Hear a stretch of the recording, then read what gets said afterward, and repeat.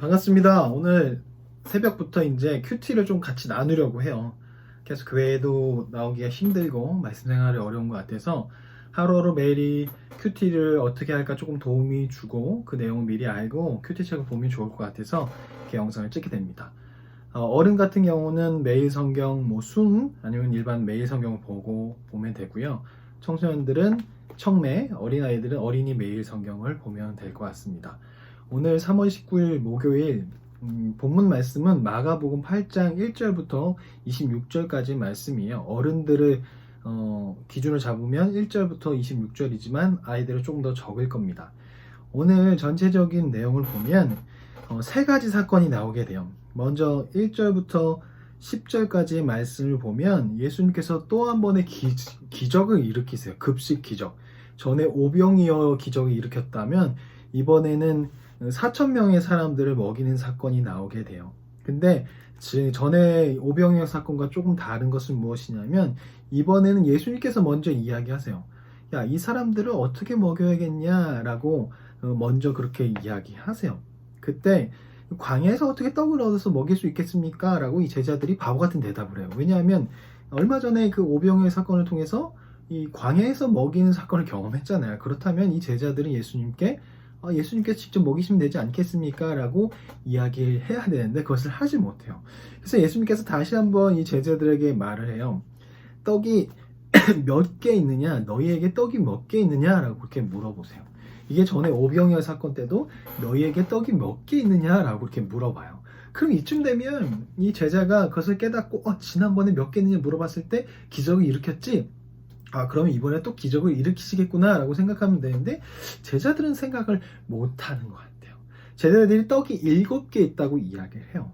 그때 예수님께서 축사하시고 그 떡을 떼어서 4,000명의 사람들을 먹이게 돼요. 그리고 작은 생선 2마리를 또 떼어서 축사하시고 또 사람들을 먹이게 되죠. 그리고 남은 것이 7광주리가 되었다고 이야기해요.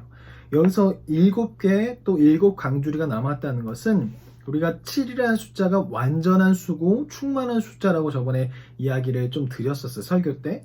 그것처럼 지금 이 사람들이 충만하고 완전하게 배불리 먹었다라는 것을 나타나고 있어요. 7이라는 것은 충만함과 풍요로움을 나타내고 있거든요. 그리고 당시의 물고기는 그리스도를 상징한다고 말씀드렸어요. 초대교회에서 익수스 하면 예수 크리스토스 세오 휘오스 소테르. 그래서 예수 그리스도 하나님의 아들 구원자라는 의미를 물고기 안에 암호화해서 물고기에 담아놓은 거죠.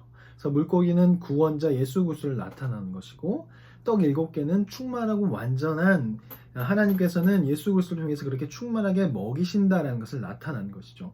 그리고 이 사건은 오병이어 사건과 똑같은 비슷한 사건이기 때문에 오병이어 사건에서 나왔던 이 사건 그 배경이 똑같은 거죠. 전에 학생부와 아동부 아이들은 이야기를 했는데 오병이어 사건이 천국잔치를 나타내는 것이라고 그렇게 말씀을 드렸어요.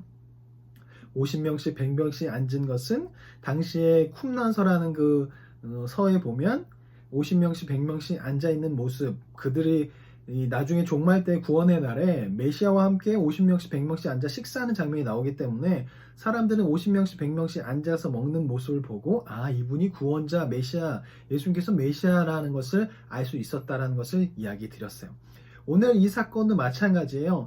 당시 광야에서 모세를 통해서 만나를 먹인 사건이 이스라엘 백성에게는 잊을 수가 없는 사건이잖아요. 그런데 그들 안에 어떤 생각이 있었냐면 이 구원의 날에 메시아께서 오셔서 이 만나를 먹이실 것이다. 광야에서 모세가 만나를 먹였던 것처럼 메시아로 오는 사람이 광야에서 만나를 먹일 것이다 라는 그런 이야기가 그들 안에 있었어요.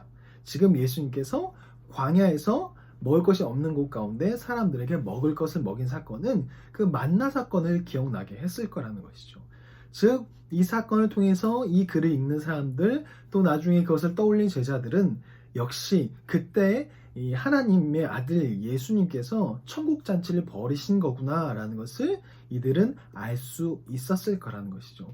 이 자리는 천국잔치였다는 거예요. 예수님과 함께 연약한 자나 사회적 약자나 어느 누구나 할 거 없이 어린아이나 여자나 할 거 없이 모두가 다 예수님께서 마련한 그 천국잔치에 들어와서 잔치를 같이 누릴 수 있었던 것이죠.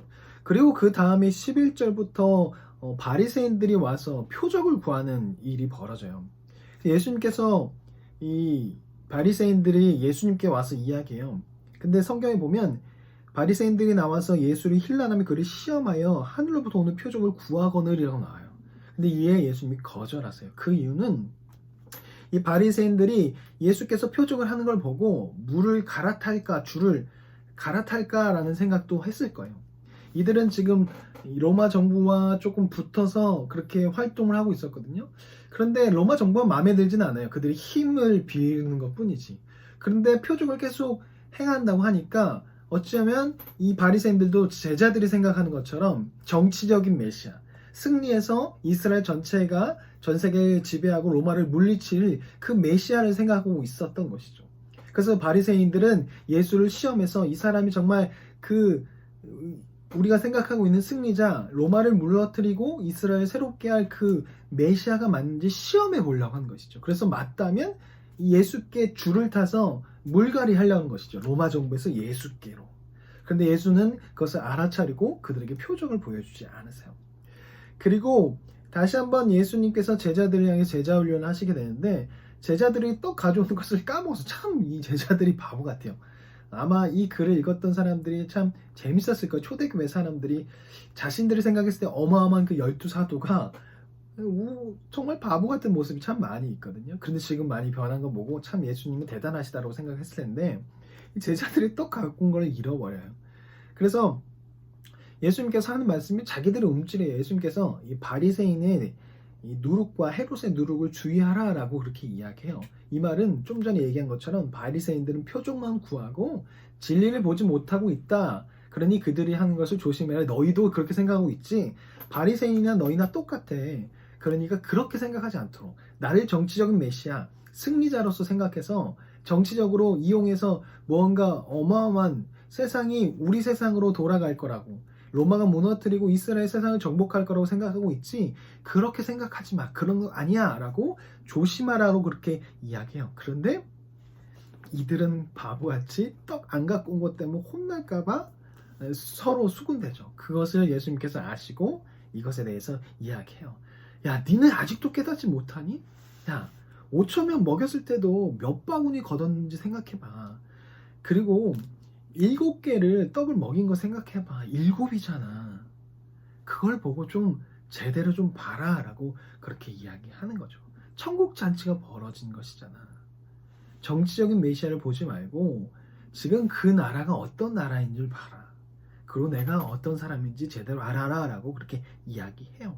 그런데 제자들은 계속 제대로 보지 못해요. 예수님의 일부만 보고 있죠. 기적을 보고 그런 것을 통해서 아, 저 사람은 승리자, 정치적인 메시아구나. 메시아라는 것을 알고 있지만 온전한 예수님의 그 진정한 메시아, 죄인을 의인으로 바꿔서 구원하게 하시길, 그리고 죽음을 통해서 부활을 통해서 세상을 바꿀 그 메시아로 오신 것을 아직까지는 보지 못해요. 이것을 이 마가는 그 다음에 맹인의 이야기를 통해서 제자들이 온전하게 아직 보지 못하고 있다는 것.